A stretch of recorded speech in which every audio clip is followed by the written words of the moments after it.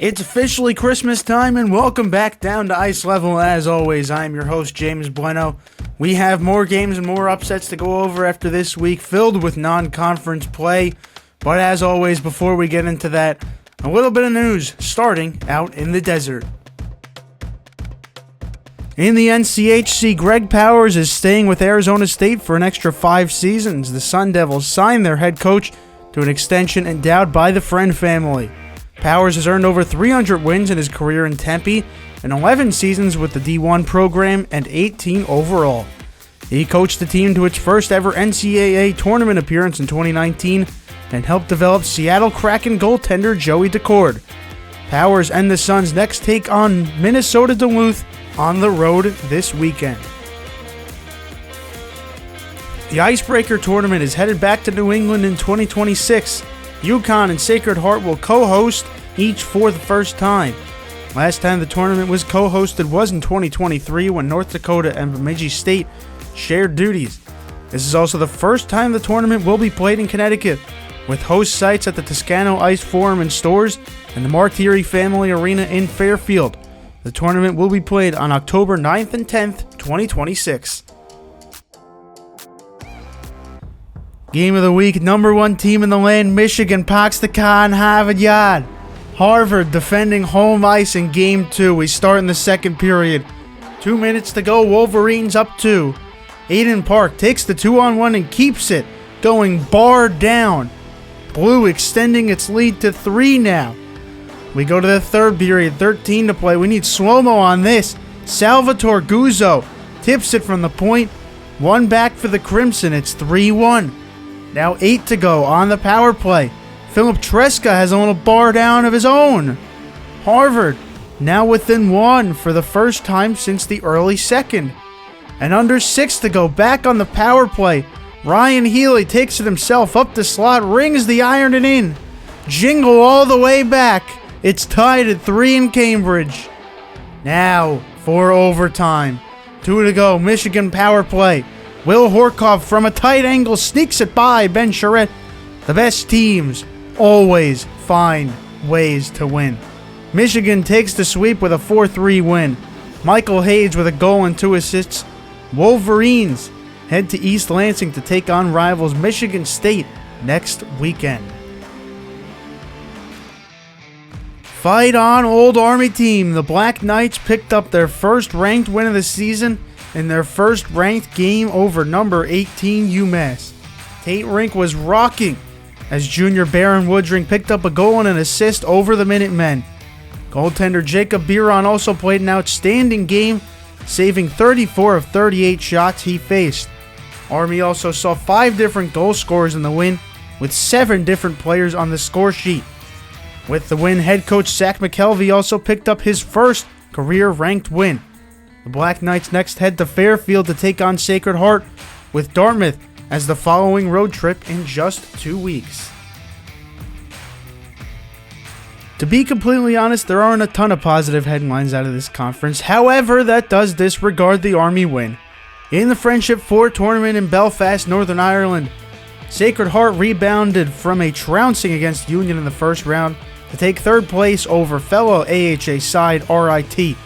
Felix Trudeau scored his 13th goal in as many games for the Pioneers. The team's defense was outstanding in the win as well, allowing only 18 shots on goal and with 2 players blocking 3 shots. Let's check out the standings with some teams struggling to keep up this week. Holy Cross again at the top at 7-1-1, Bentley undefeated at 7-0-1, RIT 6-4-0, Air Force 5-4-1, Sacred Heart 4-3-1, a surprising addition to the middle of the pack here. Canisius rising up at 3-5-2, as is Robert Morris at 3-2-1. Niagara at 3-4-0. Army struggling down at 1-8-2, and Mercyhurst taking its first point at 0-8-1. In the Big Ten, Minnesota took a much-needed top 5 win on Saturday night over number 4 Denver at Ball Arena. The 6-5 overtime victory is the Gophers' second top 5 win in 2 weeks.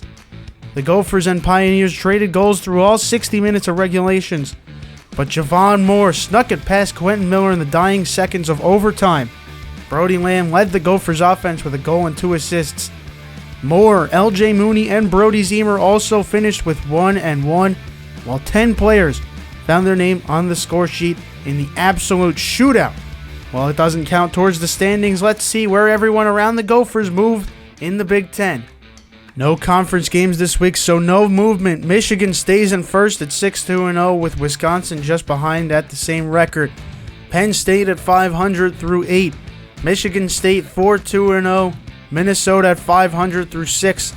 Ohio State 1-5-0 and Notre Dame winless through 6. In the CCHA, Lake Superior State might finally be finding its footing this season, splitting a conference series for the second straight week. A Friday night 2-1 win over Augustana brought the Lakers only their second win in the conference this year, but they could start to play spoiler as the season goes by. Hunter Ramos opened the scoring on the power play in the first period, and Brandon Piku finished it in the third. Goaltender Rourke Appleby never saw over 9 shots in a period, posting 24 saves on 25 shots on goal for only his second 1-goal game of the season. Let's see what the standings look like now that Lake State is marching out of the basement. New number 1, it's Minnesota State in first place with 24 points at 7-1-2, followed 1 point behind by Bemidji State, also at 7-1-2. Bowling Green drops to third at 5-2-3 with Michigan Tech just behind them at 5-3-2. Augustana at 500 through 9 games at 4-4-1. St. Thomas struggling down there at 3-2-2. Lake State picking up their first 2 wins at 2-8-0 in the past 2 weeks. Ferris State at 2-6-0 and Northern Michigan winless through 8.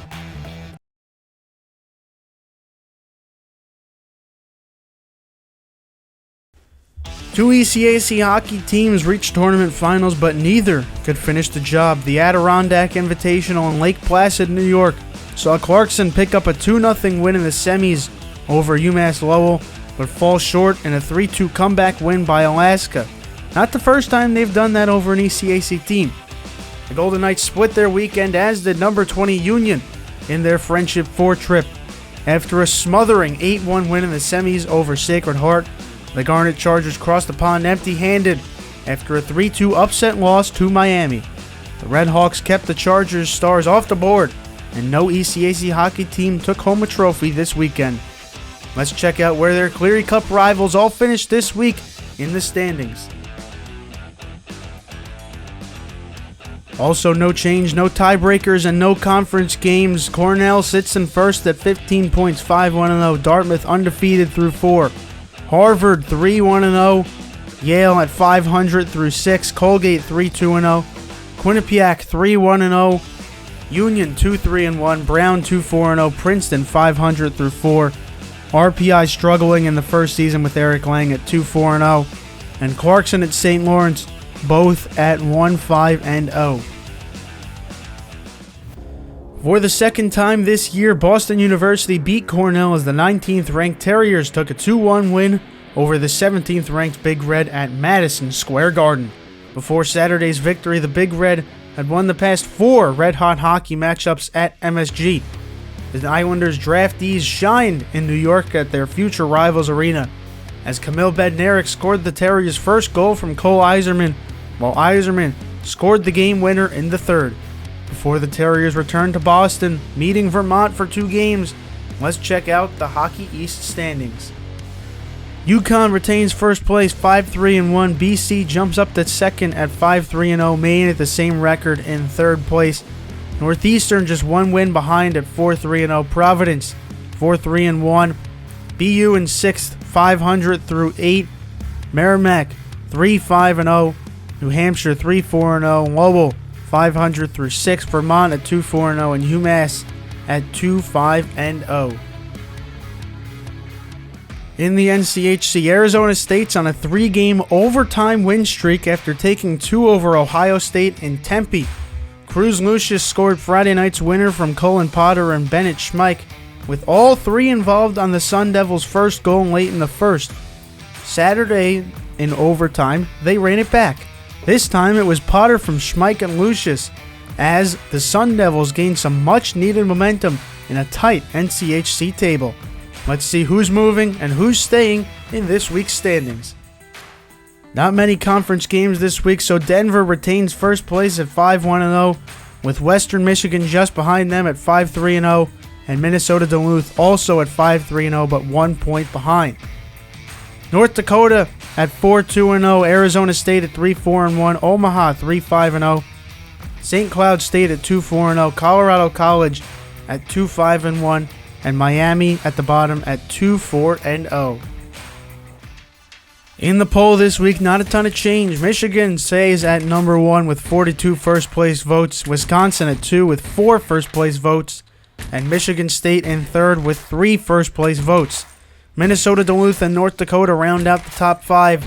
Denver, Western Michigan, Quinnipiac, Penn State, and Dartmouth with 1 first place vote round out the top 10. Maine sits in 11th, Northeastern at 12th, Minnesota State at 13, UConn and BC rounding out 15, Providence, Cornell, BU, Miami, and Colorado College taking us to the 20. This week's forecast in the Big Ten, it's more top 5 hockey as number 1 Michigan heads out to Mud Ice Arena for 2 games against number 3 Michigan State. In the Hockey East, the border battle is back as number 11 Maine hosts New Hampshire for a 2-game rivalry series at Alfond Arena. And finally, in the NCHC, it's top 10 hockey as number 7 Western Michigan hosts the resurgent number 4 Minnesota Duluth Bulldogs. That's all for this week. Thanks again so much for coming down with me. Be sure to be on the lookout for all the upsets as conference play continues throughout this next week. But for now, I'm James Blennau. We're not experts, but it takes fans to grow the game.